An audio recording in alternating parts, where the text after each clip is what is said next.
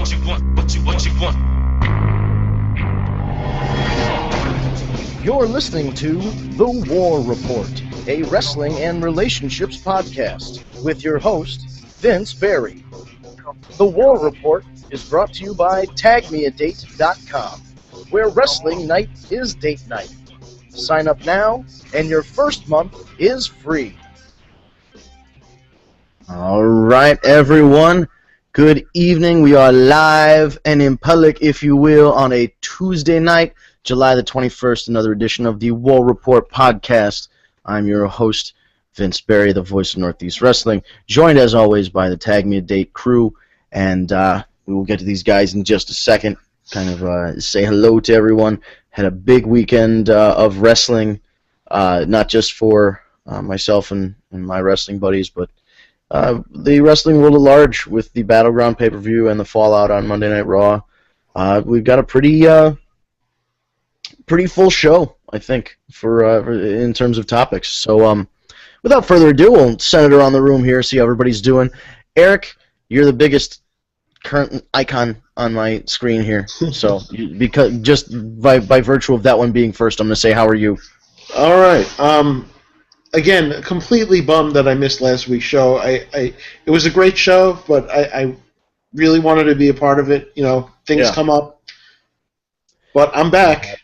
I'm better than Ezra. He's back. Yes, I'm. Well, we're glad to have you back. It was a little. You know, it always stinks not to have a certain members of the show. And the main reason I was bummed was because it was the day after the NXT women debuted, and I'm so high on them that I just was like, man, I can't talk about that. That's great.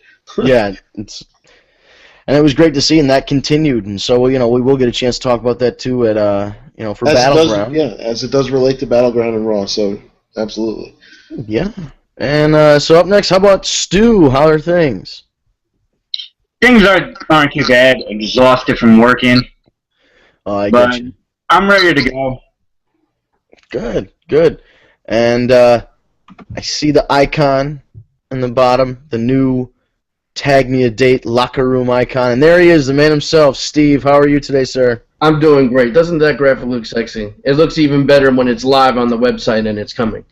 But that's a cool graphic. Isn't that cool? I love it. Cindy did a phenomenal job, and if anyone's looking for any kind of graphic designer, she's number one. She is professional. She is phenomenal, and I can get you her contact information.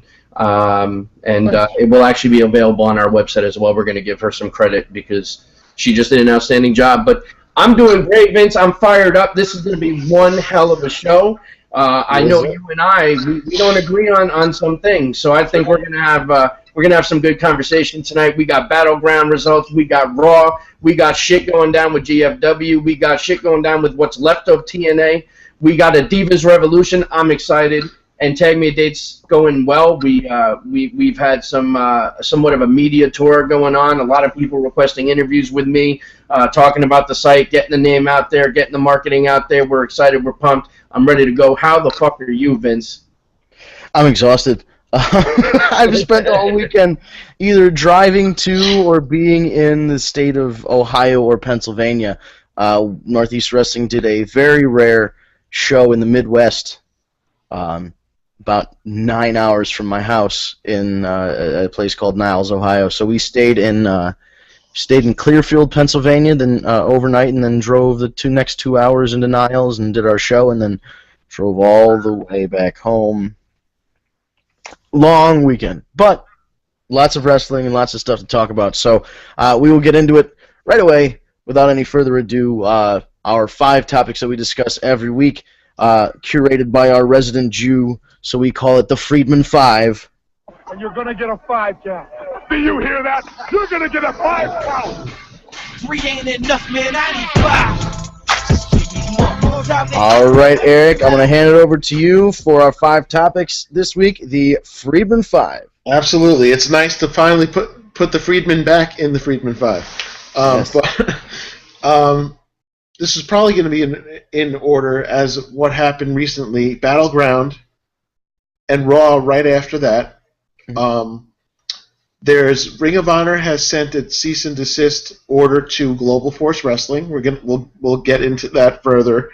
TNA no longer having guaranteed money contracts, which could be the beginning of the end, or it's already been the beginning of the end. And then we'll get into SummerSlam predictions / rumors that are abound right now. Yes, lots of speculation with what's going on with, and we already have the main event. We might have I don't think we have anything else set in stone, as far as I can tell. So, Eric, dealer's choice here. What do you want to start with? I feel like we should get Battleground. I'm not saying out of the way because it's going to be a large part of it, but I have stuff to say. So, all right, with you, Eric. I said we start with Battleground. All right. I tuned into Battleground after I missed the pre-show and I missed the first match. So I guess somebody's gonna have to fill me in. Did anybody watch King Barrett versus King What's Up? R-Truth? And did anybody watch Randy Orton beat Sheamus? Yes. Did anybody care about Randy Orton beating Sheamus? You know, I mean, no, I don't. No. No, but at the same time, it was a good match. I mean, listen, for me personally, anytime Randy Orton's in the ring, I'm excited. Especially if he wins. A general in the ring, and he just makes it look so easy. And he's one of my top guys. So I get excited anytime he's in the ring, and I think they both put on a good match. It was a waste of time. You know, there was no. I mean, yes, they told the story. You know, was there a reason? Nobody gave a shit. It was the 27th time we've seen it. So, but it was a good match, and Orton prevailed. So, you know, in that respect, it was decent. I loved actually the way that they booked the order of the matches. I thought it was great. I agree, although I don't know that somebody like Randy Orton would agree with you to be the one that opened. Well, I mean, I don't necessarily agree with that, but like every other match, I thought made sense to. You really couldn't have put it anywhere else. I mean, that's just what it is. They're a little, we say that. Do you think maybe the New Day primetime players would have been a better opener? Yes, actually, I do. I like that match. I did like that match. Should open up the pay-per-view. And that's not to take away anything from the primetime players either. You know what I'm saying? Or the New Day for that fact. I mean, I can't stand the New Day. I hate the gimmick, but let's face it, they are over. You know, it is working, and they're being creative in how it's getting over, and I give them a lot of credit. I still don't like it. I think it sucks, but you know, they're doing what they have to with it, and it is working. So in that respect, you got to give it up to them. Yeah, no, they're guys that can wrestle, and I like all of them. I just don't. Maybe they're turning the corner with this thing. Hopefully, they'll be able to take whatever this crappy New Day, right? Whatever it is that the creative gave them, maybe they can turn it around. Yeah. The power of positivity. New tag champs. New tag champs. I mean, that was kind of funny. But you know, in respect to Battleground. I was very happy with Battleground for the most part. I think the matches were good. Again, and I said this with the last pay-per-view, I don't necessarily agree with some of the finishes, but I think the matches were good. And, you know, I never thought I would say this, but I have to give it up. And I think the two top matches, really, like the two top matches of the pay-per-view, was Cena Owens was a phenomenal match, but the ending I'm just very confused about, and we can get into that. But the women, yes, that was my match of the night. By far, the women put on a hell of a match, and I am just so thrilled for these girls. I mean, and it was funny because there was an interesting tweet. It was like great match with Charlotte and Sasha. Oh, and Brie was there too. Yeah, that's how I feel about it. I was gonna say Charlotte and Sasha had a good match, and Brie did her best not to get in their way. Right. Well, and if you notice too, they did keep throwing her out of the ring, and it came out to the two of them, and good for them, man. Sasha's worked so hard. I'm so happy for her, and she really is representing like a boss. And Charlotte, Charlotte is something special. And, and I'm not just saying that because she's a Flair, although it works in her favor, and she's doing her father's gimmick, but in a great way. The figure 4 becoming the figure 8, which is just a beautiful move to watch. The woos and this and that. I give him, and even Becky Lynch, I give it up to him. I'm excited about the women's division now. There was not one person at Battleground. There was not one person in the Battleground crowd that went and took a piss break. There was not one that went and got a snack. There was none that went to get merchandise. They were glued to those seats. And they got a "This is awesome" chant during the pay-per-view. So hats off to them. And again, Cena Owens was phenomenal. They always deliver. But the ending, I was confused too. I thought Owens was going over. Well, it's not even about going over or not. I agree. I thought Owens was going to go over as well. But just as far as predictions, yeah. But at the same time, by submission. Right. Yeah. That's my one thing, by submission. I mean, granted, they made Owens look like a beast, and Michael Cole did a phenomenal job getting him over on commentary and saying a lot of things that really put him over. But, you gave the guy a super attitude adjustment off the top rope, and things like that, and he kicked out. I mean, he kicked out of how many, and it was such a great match, but submission, I don't know that was the right decision. And I was actually, this is only one small thing that I think Vince and I are going to agree on throughout the evening, but I did want to hear your thoughts on Owens and how that finished. I think that much like the Bella Twins shitting on the business every time they step in the ring, that was just a slap in the face to anybody who is a wrestling fan. I know Bubba Ray is on Twitter, on the Twitter machine, saying that, anybody that's a quote-unquote, expert or a mark shouldn't be talking about whether or not he won or lost. It's whether or not he was over. And yes, he was over, and I get that. But at the same time, if you're a fan and you've been watching for, 20 years, maybe you have an informed opinion. It kind of bugs me that guys who are in the business think that just because you're not in the business means you can't have an informed opinion. That's like me watching a Yankee game and, saying, oh, man, they should have taken the pitcher out and brought in middle relief. And somebody go, well, no, you weren't the manager. You never coached a baseball team. How would you know? Well, it's like, no, I watched baseball for 20 years, and I know when a pitcher's getting tired and missing his shots on the catcher's mitt, so he's not hitting his spots.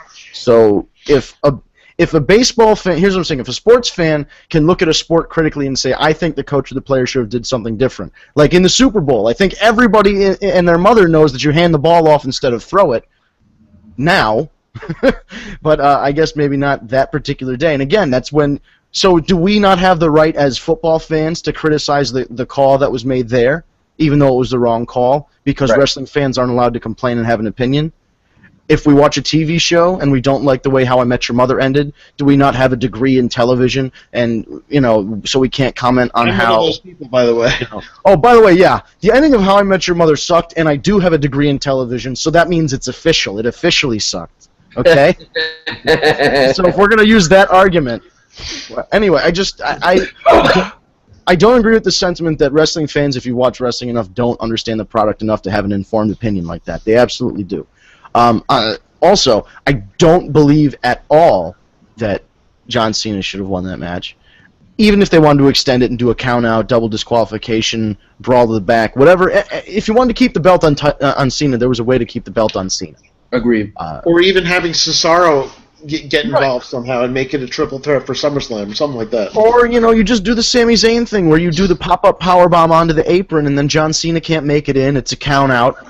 Or something, or if you wanted John Cena to look good, he could kick. He could bury Kevin Owens under something like he always does to everybody else in those freaking Falls Count Anywhere matches. He could lock him in the box or something, and there's any other way other than having the biggest heel, the most popular heel, which is a funny thing to say, but in terms of level, he's there, he's it.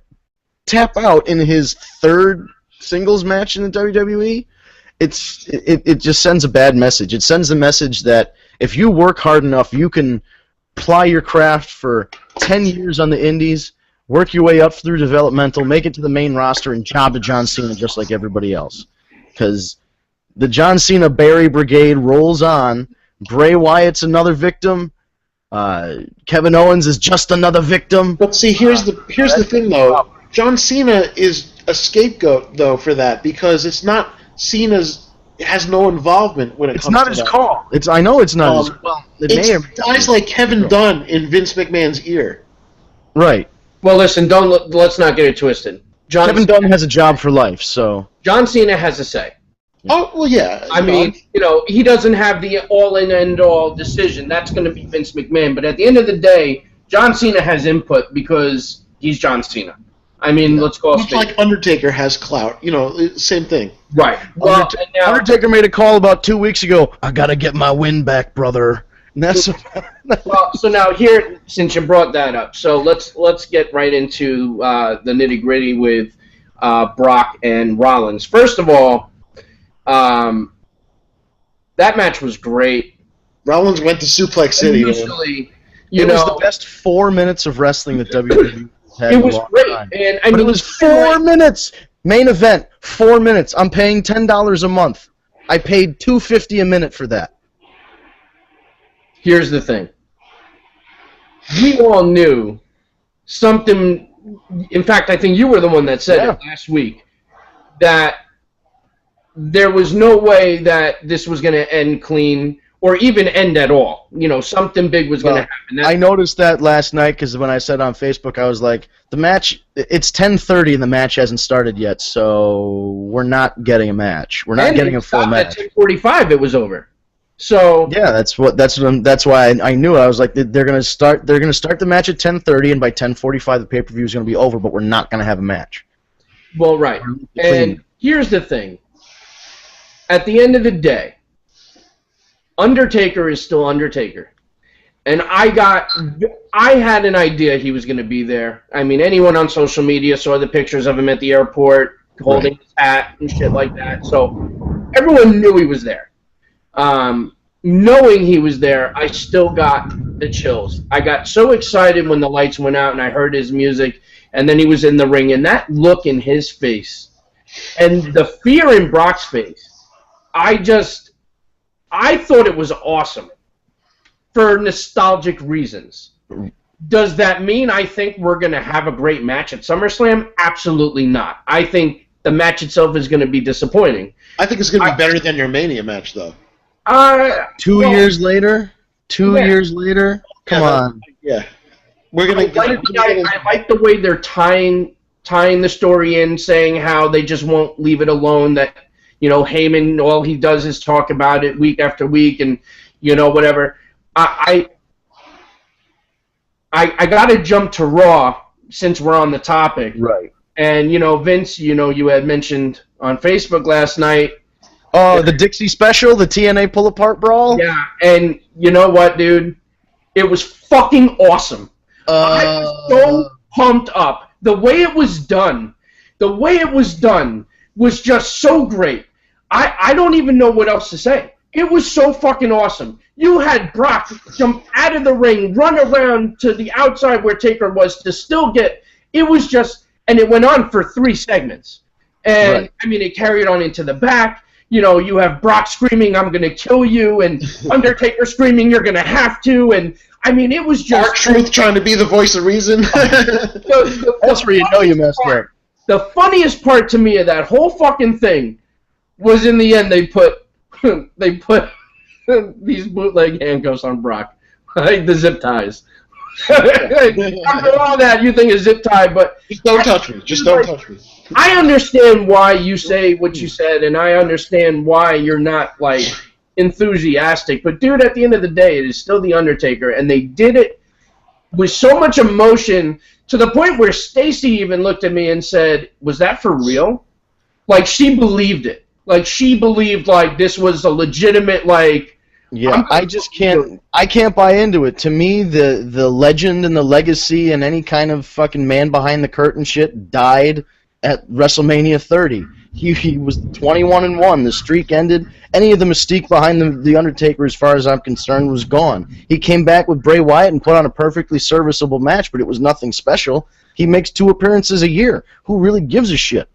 He came out with no tan, looked like he did arm day and skipped abs and skipped leg day. He was gassed out from the bell toll at the pay-per-view. When the gong came on and the lights went up, he looked tired. He couldn't pick Brock up for the tombstone. He had to kick him in the balls. Is he a babyface or a heel? So we don't know. The whole thing is the shits. Like, it just... And why is Brock Lesnar selling fear? You beat him clean. You gave him a concussion. You almost ended his career. You shouldn't be afraid of him when he shows up. He should be just some other guy to you. And he's 2 years older. He looks old. He looks like an old man who shouldn't be in the ring. He's going to end up crippling himself. It just none of it makes any sense. I don't know that it was so much fear as it was the element of shock. Like, you know, holy shit, he's here kind of thing. You know, after 2 years. You know, I think that's what they were more so trying to get at. And I understand what you're saying, because I said it many times in the past that if they were taking the streak, that should have been the end of The Undertaker. And that should have been it. You end the streak, you end The Undertaker, and that's a wrap. And they should have left it, but they chose not to, because he came back the next year against Bray Wyatt, and like you said, he put on a passable match. Right. You are correct. It was nothing amazing. You know, right, so what does the win do for Lesnar? He already beat The Undertaker. What does beating him again prove? Well, I don't think that's in the cards. I think this is Undertaker. And what does that... Okay, so if The Undertaker's coming back just to win, just to get his win back from 2 years ago, where the guy beat him clean, he didn't even cheat or roll him up and grab the tights or hit him with a chair or a sledgehammer or bury him under, you know, tons of dirt or something. There was nothing dirty about the way he won. There was no brass knuckles or Paul Heyman interference or nothing. He lost fair and square in the middle of the ring. You shouldn't be sore about it. You lost. You put the guy over. You can't come back 2 years later and say, aha, but you really didn't beat me. That's some John Cena bullshit. Well, because he never said... No, I know, but the loss that Lesnar's going to eat in a month is going to do so much damage to Brock Lesnar. And it does nothing for a guy who's 50 who's going to retire in 8 months. Beating Brock Lesnar now doesn't do anything for Undertaker's career because he's retiring in 8 months at WrestleMania. And losing to Undertaker is only going to kill the hottest babyface that they had on the roster. Because now, he beat The Undertaker. Now, if he loses to him, he's just another guy who lost to The Undertaker. And that's it. So but now we're back to... He's still going to be the guy that ended the streak. But... So he's the guy that ended the streak and then got his ass kicked by Undertaker later. Well, there's going to be an asterisk. You know as well as I do, this match isn't going to be an one-sided ass-kicking. It'll be a good show from both, but in the end, Taker, I can't see Taker losing. I mean, that's just... Exactly, and I just feel like that doesn't do anything for... No, you're right. It doesn't do anything other than... Well, you get to see The Undertaker. Either guy winning doesn't do anything. People are not ready to give Undertaker up. Yeah. You know, even if you only get to see him twice a year, you know, he's still The Undertaker. He's the guy that used to scare the shit out of us when we were kids. He's not scary anymore, but there's still a nostalgic... You know what I'm saying? Like, I see what you're saying, but... Right. Yeah, and I get, you know, you always want to see superstars come back, like Stone Cold and The Rock and all that, and it's great to see them come back, but, like, they come back and they come out and do a beer bash with somebody. They don't come out and derail a main event and completely change the direction of Brock Lesnar's character, who was a character that was focused solely on regaining the title, and now he has to derail that chase to go after literally the ghost of WrestleMania's past. And now, John Cena is probably going to beat Seth Rollins for the WWE title at SummerSlam. Or worse, it's going to be non-title champion versus champion, and we get at the end of the show, like it's a fucking house show. It's SummerSlam.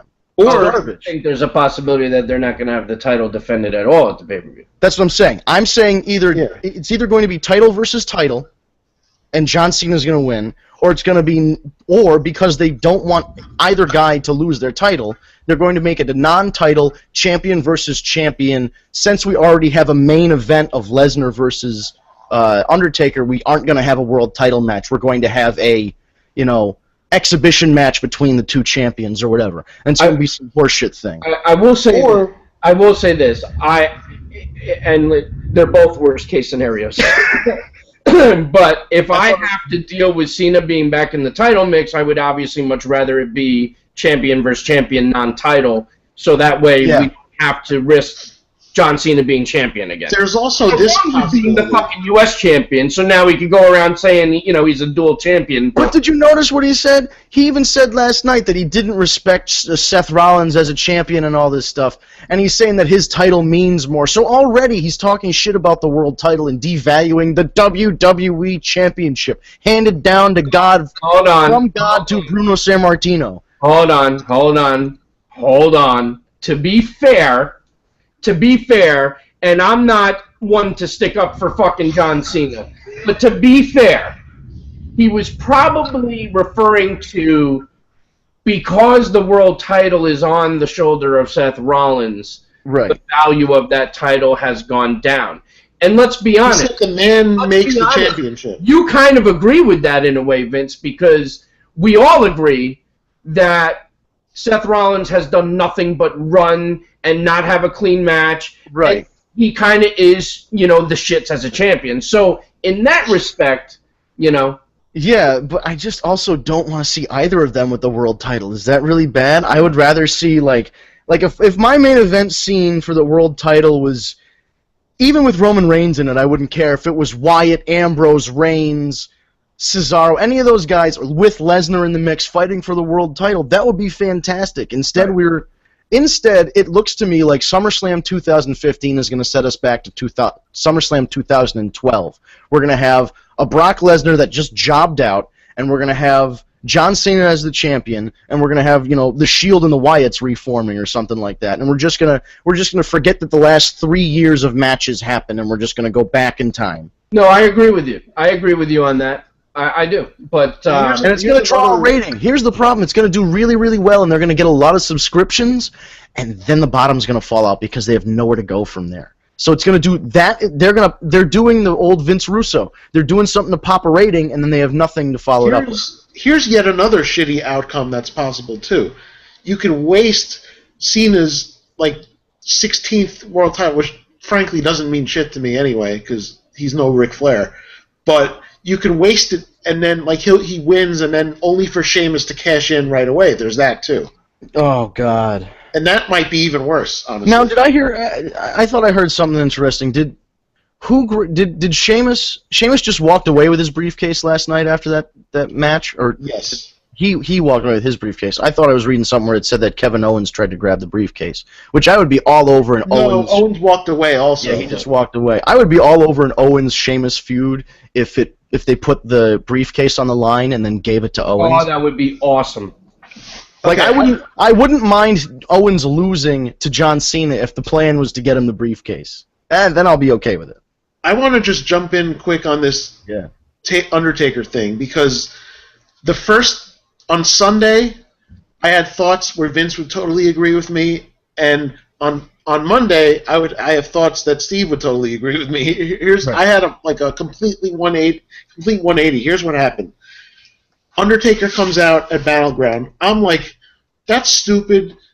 My initial thought was that makes no sense. What is he getting revenge for? He did, like Vince said, he didn't lose. Like Brock didn't cheat. There was no Heyman interference. There was none of that.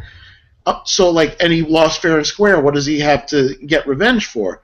So I'm like, so now I'm coming into Monday night. And I'm like, this is bullshit. I don't care.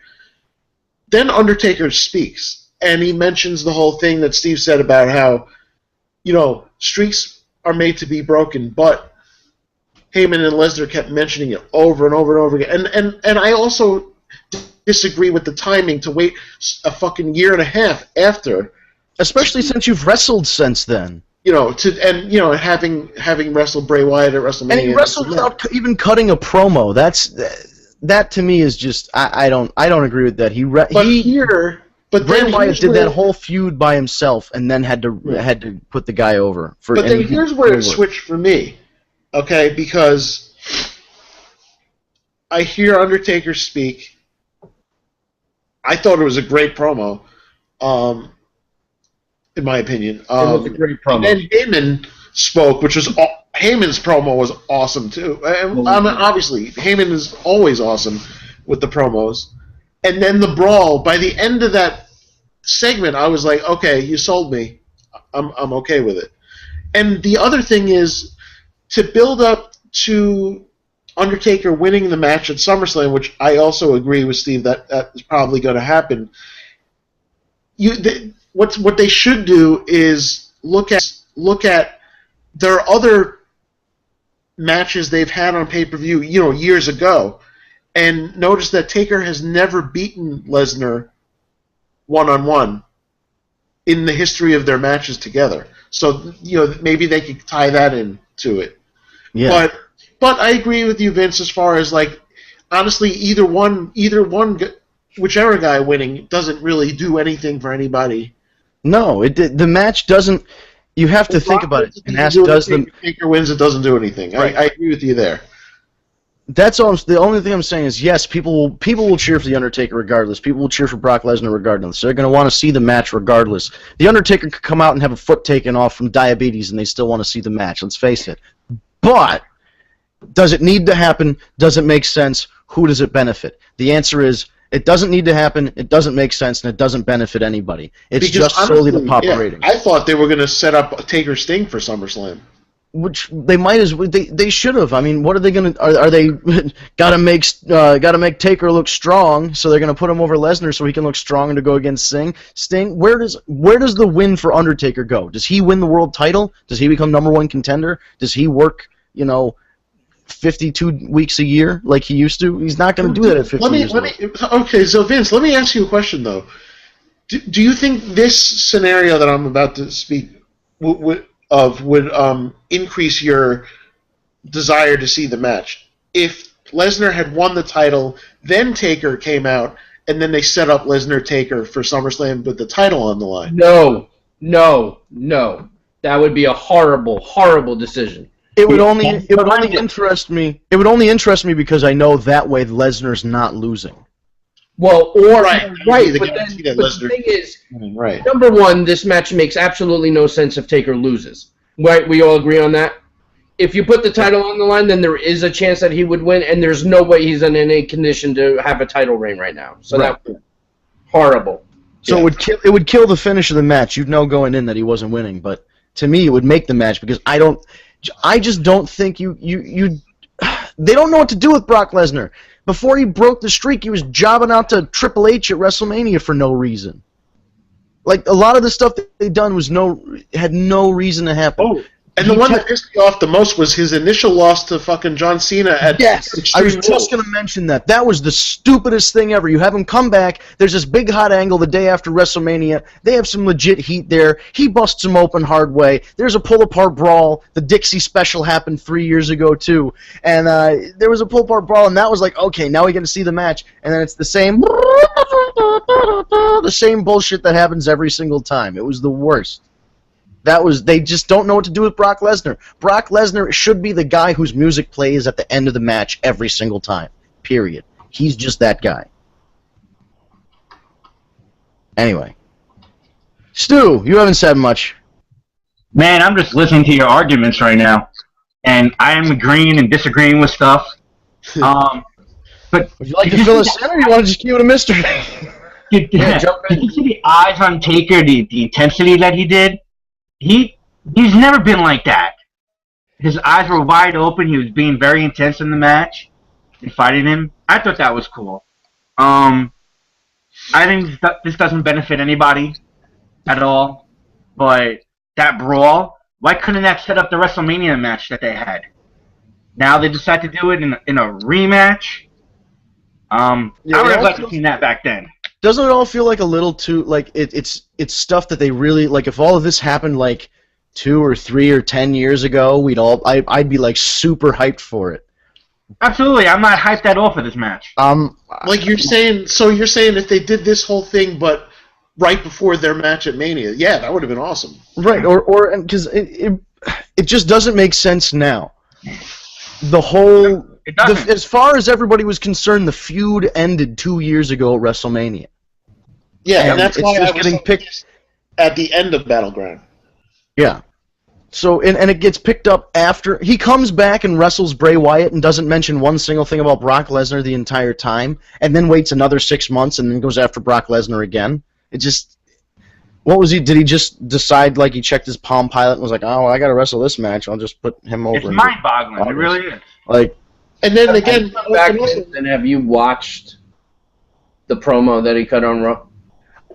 the finish to that pay-per-view was so bad. I refused to watch Raw. Oh, okay. Like, the finish to that pay-per-view was left such a bad taste in my mouth. I couldn't even watch it. You should listen to the promo that he cut. Just listen to the explanation. I'm not saying that it's going to sway you in any way, but it was a good promo, and it does address some of the things you're mentioning. Right. No, it does. Yep. You know, as to why and this and that. You know, it was just a very good promo, and it opened the show, so you don't even have to watch. You know, the pyro started, and I like how and we had to wait 2.5 hours to find out if Seth Rollins was a missing person or not, because he didn't show up until like 10:30. Yeah, he disappeared at 10:45 Sunday night and reappeared at 10:30 on Monday night. Poor guy. Like, nobody even addressed that. Where did Seth Rollins go at the end of that? Did the Undertaker teleport him into a different universe? Where did he go? I feel so bad because nobody cared. Seth Rollins on Raw was hilarious.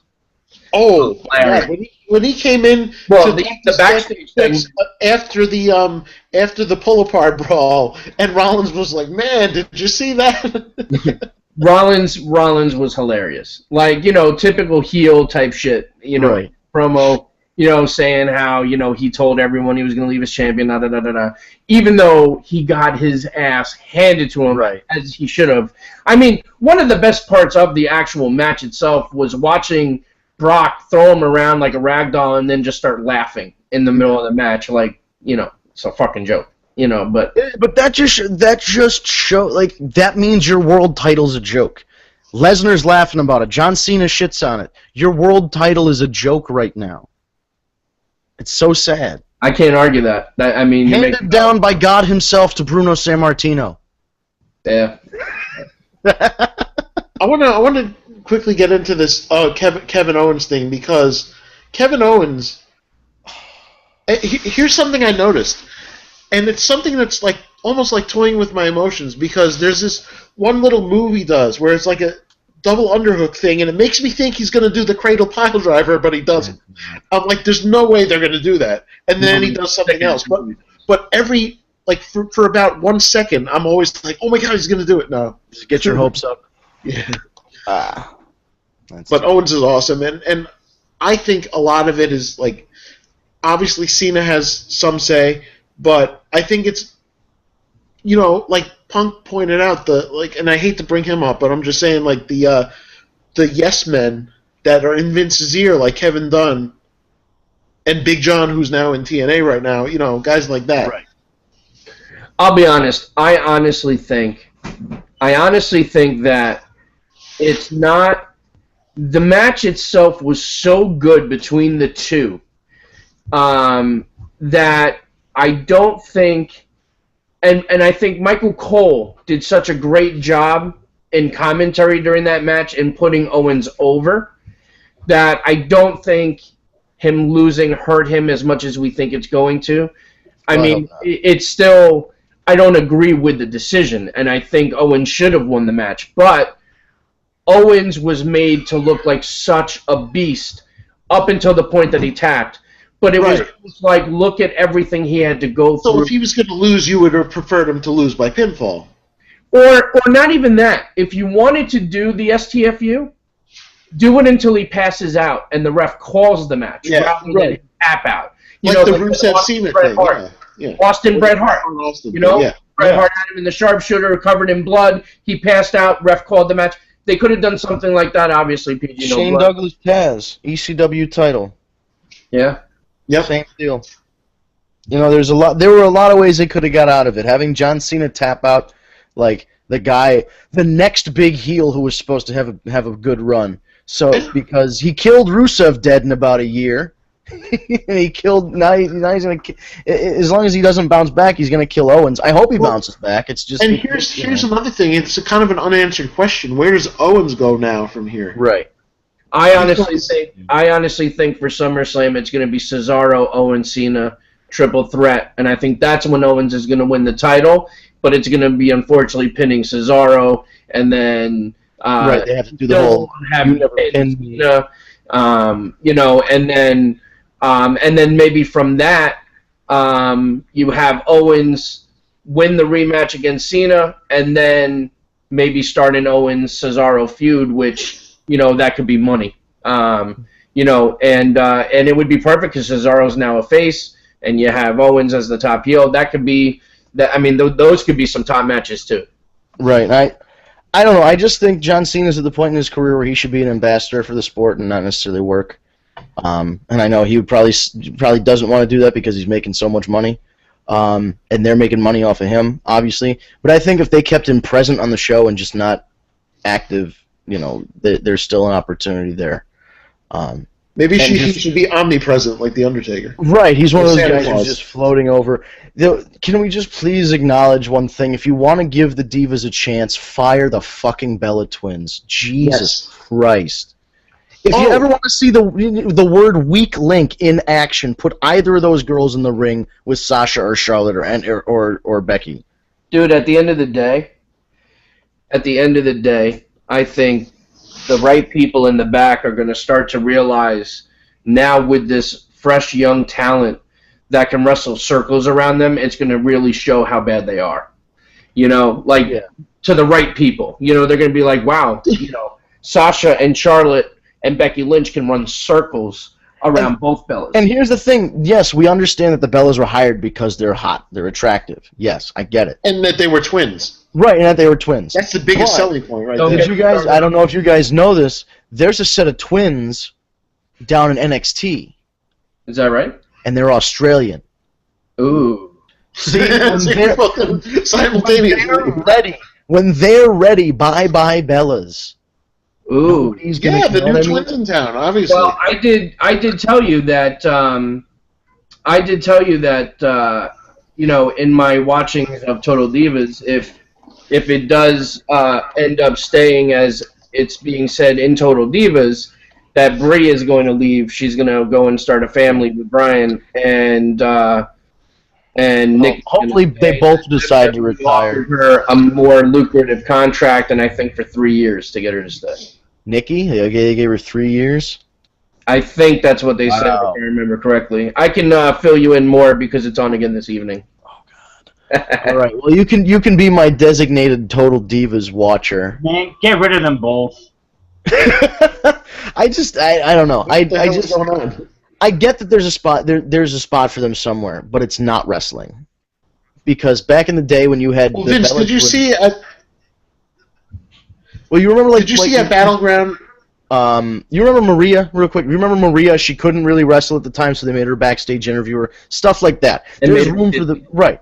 Or like the girls would get into a fight with the Coors Light girls or something. There was always something for the girls that couldn't wrestle, but there was something for the girls that couldn't wrestle to do.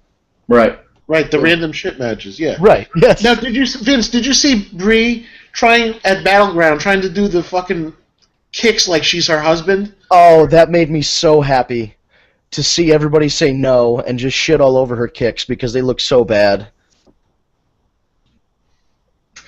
And then going to the Daniel Bryan thing, and this is coming from a Daniel Bryan fan, I think he should retire because for his own benefit, health-wise. Honestly, at this point, it's a health thing because you're looking at guys like look at Tyson Kidd. He's done. Like he's lucky to be alive.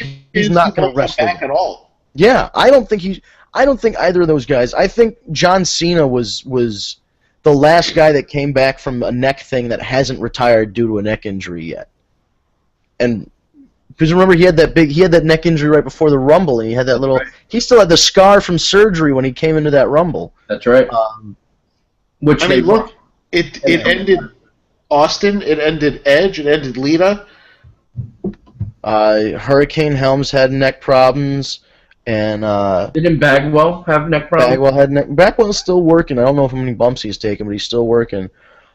Yeah, I mean, neck problems are the name of the game. I mean, if you get dropped on your head your whole life, you're gonna have neck problems. But they should take the necessary steps to see that it doesn't. If somebody has a history of neck problems, that it doesn't happen again. Like Kurt Angle. Kurt Angle's so fucked right now. Like, I hate to say this, but Kurt Angle's neck grew a tumor to avoid having to wrestle EC3 again. Okay, that's my one that's my one EC3 joke for the evening. We'll leave it at that. But no, Kurt, like, look at Kurt Angle. He's a guy with just a history of neck problems, and that's it. It sucks. And like, he probably should have retired back in like 2008 or something, when everybody thought he, that was like the end of his Samoa Joe. He put over Samoa Joe for the title and all that. That would have been a nice time for him to kind of transition, but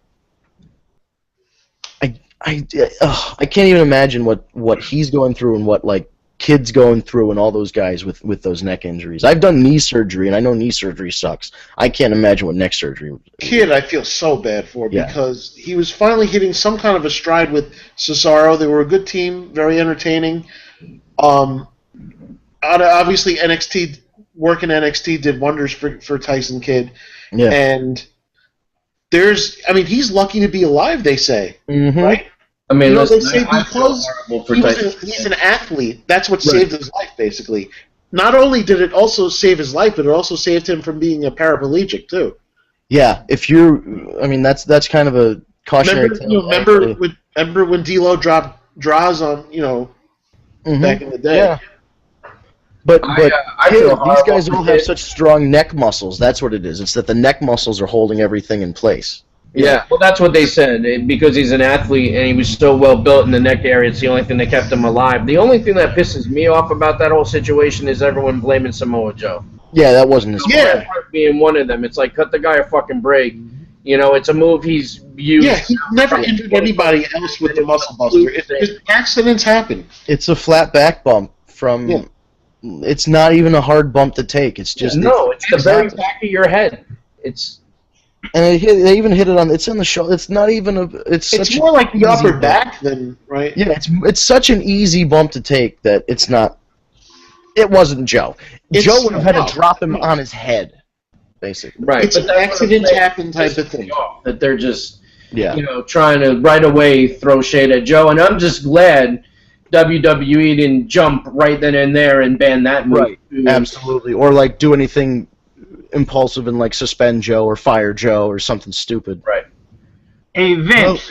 Steve, I think that Samoa Joe Tyson Kidd match was a 4 out of 10. I'm sorry. We're gonna do Brett. That's it. We're gonna do impressions when we can just do. Everybody picks a character and just does it. Hey, Vince, has EC3 got back to you yet? No, I don't think he's gotten back to me yet. Last week? Did you send him a tweet with the audio from the show? I don't think I sent him a tweet the audio for the show, but I sent him a picture of me going in front of all the audience at the baseball stadium. Yeah, that was I took that one off Facebook because it was I burned him enough. I don't need to continually have that up there. Yeah, you're probably ruining any chance of him actually coming on the show. He won't. I know that I was able to best him verbally or whatever, literally typing. So I take my pride in that. That's I don't need to drag it out and have the Undertaker come back and get me 2 years later. I won't keep mentioning that until EC3 the lights just go out and it's just like the lights go out in my place and EC3 shows up behind me when the lights go back up. That would be hilarious. Should I call the cops? How would he get in there? So let's talk about this Global Force thing. TNA, not TNA, Ring of Honor. Ring of Honor. This is the report that I have from from PWInsider.com. Ring of Honor has reportedly sent a cease and desist letter to Global Force Wrestling over GFW infringing upon ROH's brand in radio and TV ads to promote Friday's GFW TV tapings in Las Vegas. The ad referenced the appearance of Ring of Honor stars at the Global Force tapings. We'll keep you updated on any new information that becomes available. I've heard that this is on the, we're on yellow alert with this one. It could or could not be true. They're trying to get verification that it actually has happened, according to the articles that I've read. But I mean, it started with one site, and then everybody started reporting on it, of course. it would make sense because I know personally that if you do a wrestling show, here's a tip to all you people, if you're doing a wrestling show and you feature somebody who's a former WWE superstar and you say on the poster, featuring WWE superstar Tito Santana, or if you have, the WWE logo, or you say WWE Hall of Famer Tito Santana, you're going to have a bad time. You have to say former WWE wrestler or whatever. Don't include the WWE's little thing, the W.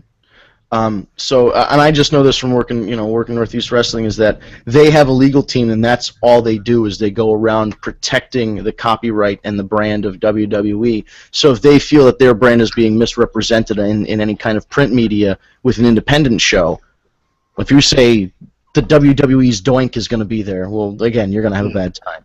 So it's probably the same thing. Ring of Honor is corporately owned now. They're represented by a very big legal team, I'm sure. And this might not have even been something that Ring of Honor ordered. It was probably something that came down from Sinclair, who owns Ring of Honor now, because they're part of the corporate structure and they want to be able to protect their copyrights. Even if what Global Force Wrestling did was on the level and the courts check it out and say it's okay for them to continue using those ads, it's better for Ring of Honor to protect their brand by disputing it rather than letting it go, because if they let it go, it sets a precedent. Right. Hey, they did the right thing. They got to do what they got to do as a business. I don't mean to go back and change the subject and go back to something we've talked about, but Wrestling Observer Live just posted something that's not going to make any of us very happy. And this is going to totally play more into what Vince has been saying. According to Ben Kieran of the Wrestling Observer, Kevin Owens has officially been dropped from the main event scene to an upper mid-card position, according to Brian Alvarez on today's Wrestling Observer Live. Owens, who failed to capture the U.S. Championship from John Cena at Battleground, is being compared to the likes of Rusev, Cesaro, and Dolph Ziggler, and is not being viewed on the level of Cena, Orton, or Seth Rollins. The U.S. title under Cena has been viewed as one of the main event storylines for the past several months. Thus, Owens not being featured anymore is seen as a drop down. WWE has no plans as of this posting to feature Kevin Owens at SummerSlam in 5 weeks. However, John Cena is scheduled to fight Seth Rollins. I just got a text from, she should be a guest on the show one day, but she's never here, Alexis, and it was all caps. It just said, fuck. That's all it said. It came up right on my computer as you were reading it. It just said, fuck. Yeah, it doesn't make any of us happy. I agree with that sentiment. Stu, tell him. Stu hasn't spoken enough tonight. That's tell him, fucking bullshit, man. God, I hate Vince McMahon. Oh, Stu, you're our very own Marianne from Brooklyn. I love it. If I only had a crow sound effect. Howard! You guys so much better than fucking John Cena, man. No, I don't get it either. Since we touched the GFW thing, let's talk about TNA really quickly. As the drain swirls, so to speak. Yes. TNA has soap opera. It should be a new soap opera starring Dixie Carter and Surge as they try and keep their company from falling apart. While they're my friend. While Jeff Jarrett's using Kurt Angle's child support payments to run Global Force Wrestling. Tell them that this is a good one. This is great. The TNA no longer has guaranteed deals with anybody but their top talent, so their main event talent, which leaves about 95% of the roster on per appearance deals. They're trying to cut costs as much as possible. They're actually what I heard was their per appearance deal has actually increased by a fair percentage to compensate for the fact they won't be working as much, but it's still a savings for the company because they're not guaranteeing as many shows. Right. They're not booking as many shows. They're only paying per appearance, even though, yes, okay, let's say you're a guy like X wrestler from TNA. Your deal was $2,000 per appearance on your regular contract. Well, they changed it for it to be, okay, now that there's no guarantee, you're going to get $2,500 or whatever. So it's more, up, when you get it, but it's not guaranteed. It's not guaranteed. And when is it? Is it September when their deal with Destination America runs out? Yeah, I think September is the last month. Something like that. Yeah, I think October was. Have they even been active in trying to get another television deal at all? TNA's brand is so tarnished, they're not going to get another deal. That's why the best thing they could do is officially become global and merge the two. I mean, that's the only fighting chance they have, in my opinion. Well, did you hear about New Japan? They announced the whole thing, like in a press conference over the weekend. They're really making a push to go more global, and they're working with Global Force and a bunch of other companies to bring more like notoriety abroad for the Japanese wrestling product. So if GFW does take off, expect a lot of involvement from New Japan, because they literally just set out. They had like a big presentation that set out detailed plans for the future of New Japan, and a lot of it was expansion into new markets. That's not a bad idea, though. Yeah. I mean, there's a lot of great. I've also heard things about WWE reaching out to like that kind of thing too, because at the NXT special the night before SummerSlam, Jushin Thunder Liger is going to wrestle, and I'm like, I would shit myself when I heard that. I'm like, that's so awesome. Well, the best girlfriend in the world already got us tickets to NXT, so I can't wait to see that. Oh my god, I'm so jealous. Yeah, that's going to be fun. Yeah, I wish I could go. I mean, he just wrestled in Ring of Honor against Dalton Castle. I heard that was them. I heard WWE doing that with Jushin was them doing it just to try and mess with Ring of Honor. Was like, oh, well, you can get international talent. Well, you think you can get him. Now we're going to book him instead. It was kind of like a dig at them. That wouldn't surprise me. Because Liger, his match with Castle, he could still go. Liger, And he's wrestling. He's one of my favorite guys. But he's wrestling Breeze. I don't understand it. Well, I guarantee you this: had Itami not been injured, it would have been him. Oh, and that match would have been astonishing. Yeah, that's true. Yeah, that poor guy. Him and Sami Zayn, I feel so bad for. Yeah. Just starting to get over and injuries. I feel worse for Zayn than I do Itami. Yeah. Well, because at least Itami didn't make it to the main roster and do it. Right. Sami Zayn was well on his way. Sami Zayn, I almost feel like they aren't doing this for Kevin Owens. They aren't putting the title on him because this was supposed to be Sami's spot. Like the last couple months were supposed to be Cena Sami. Right. And they had to change direction. You know who would be great to bring in? Not that I want anybody else to come in and do these open challenges for the title, but Joe.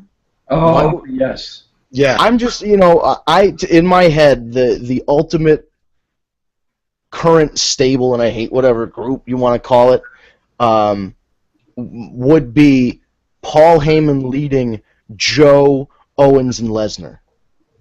Holy shit. That would just be they could just call them the Murder Squad, and they could just go around murdering people. I mean, but nobody would win. Nobody would win except for them. Yeah, that's therein lies the problem. Yeah. It's just a matter of time before Joe gets to the main roster, and we're going to see some incredible matches. So. And I want to see Sami come back because I know, for some reason, whether it's just the fact they were friends or they always lived near each other, or they always worked the same promotions, it's true. Zayn and Owens, their careers always meet. Whether they bounce, they go away, and then they come back. They go away, and then they come back. Indies and Ring of Honor and NXT now. And it's going to happen on the main roster. It's eventually going to happen on the main roster, and I can't wait for that. Listen, those two make magic in the ring together because of that fact. They've worked so many matches together that it's inevitable. They're just so comfortable with it. They're like Flair Steamboat. Yeah.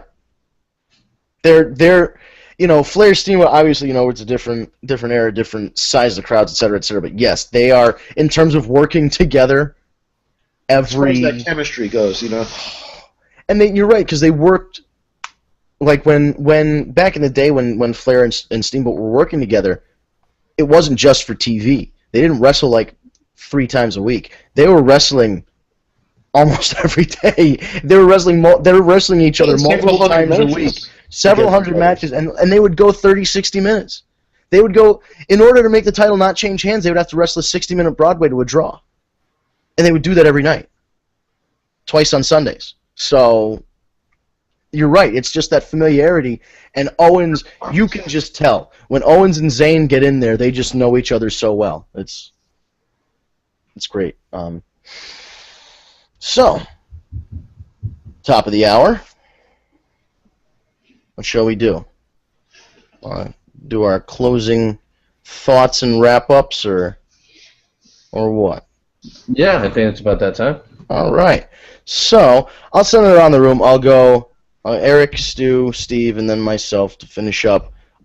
Any final thoughts, whether it's about WWE, TNA, Global Force, Ring of Honor, etc., etc., anything you might not have been able to say during the course of the show that you might have just thought of, something you didn't have a chance to, to express to us, or anything else, news, updates, etc. We'll start with Eric. I think we did miss our. Well, I mean, I guess we kind of hit on some of the SummerSlam things, like the Cena Rollins, and right. Pretty much was inevitable once Cena interrupted him yesterday or whatever. Right. But there's the Sting rumor that's happening, where he's gonna supposedly tag with Reigns against the newly reformed Wyatts or whatever like that. It's almost like Wyatts versus Shield again, right. minus one on each side. Yet they're gonna add Sting to it. So I don't see how Sting ties in. Because he's a vigilante and fights for justice. I don't know. And the Shield fought for justice. So right. I guess that's how they would do it. But I don't know. That's about all I could think of. But right. Awesome. All right. How about you, Stu? To reiterate what Eric just said, what I read is supposed to be Sting, Roman, and Ambrose against Harper, Ray, and whoever else they get. That's what I read earlier today. Is Rowan done? Is Rowan done recovering? I heard he's out for quite a while. Oh yeah. What is his injury? And just to reiterate again, really with this new Kevin Owens, you kidding me? And the fact that he lost to the gayest STF ever. Oh, that looks so bad. Dude, it's kind of an arm actually. He's trying to put it on himself. Cena had no business using that move. No, he doesn't. He really doesn't. Yeah. That's about all I gotta think of. And thank you for the NXT girls coming up. Absolutely. There's negatives and positives to everything, and that's a big positive. Ain't that the truth? There's nothing bad I can say about the NXT women at all. And I'd like to emphasize women, not diva. I hate that term. Yes. Women's wrestlers. They are women's wrestlers. They are not divas nor sports entertainers. And I am now officially in love with Becky Lynch. Right, okay. Join Team Becky. Absolutely. I'm Team Becky. Becky Lynch is... Excellent. All right. Steven. So yeah, I mean, I think we covered everything that I wanted to address. I just want to do a special shout out to No Coast Bias, who just conducted a great interview with me about Tag Me a Date. Also, Fightbox podcast. We did a great interview with them as well. And I just today had a great interview with an article that they're going to write on Tag Me a Date. It went really well. It's called WrestleDelphia.com. Vanessa Palecchio and I spoke today. Outstanding interview.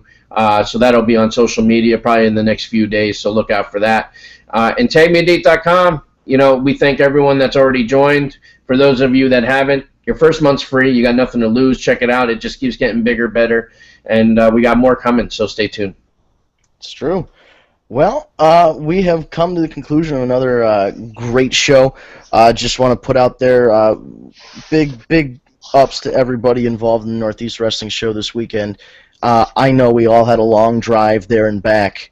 We had to help set up with the ring crew in 90-degree weather with 100% humidity, and then I had to go out there in a tux and announce a show for 3 hours. So everybody was real tired, and everybody put their work in. And we had a good ass show.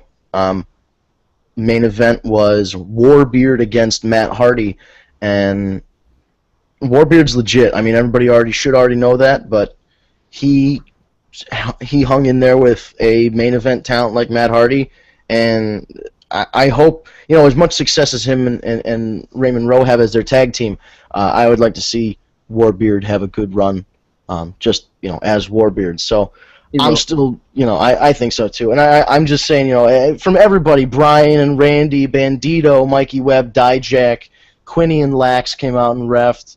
Even AJ Ramirez came, and he was, he's a young kid, and he really just, he helps us set up and take tickets and things like that. But he came in ready to work, and he did a lot of work for us. And Stamos was there, and he was managing, and he did his thing. And Tessa Blanchard came in and wrestled Mickie James. Oh, nice. Nice. That was a hell of a match. Hey, Vince, how hot is she in person? Tessa is great. Every third of the time, I look and catch a glimpse of Tully, but then I just look away and look back, and it's fine. It's like a magic eye. If you relax your eyes, she looks like Tully Blanchard, and then if not, she looks like her. But it was a lot of fun. Kevin Nash and Magnus tagged together, and they came out to the NWO music, and they both did jackknife power bombs on the Cam Ann connection, so that was fun to watch that. But overall, I mean, it was just it was. Oh, and so Dijak wrestled Caleb Conley, and that was probably my match of the night because those guys could just work their asses off. And of course, Lawler was there, and he worked Dylan Bostic, so that was a good match. I mean, top to bottom, it was a good show. It was our first Midwest show.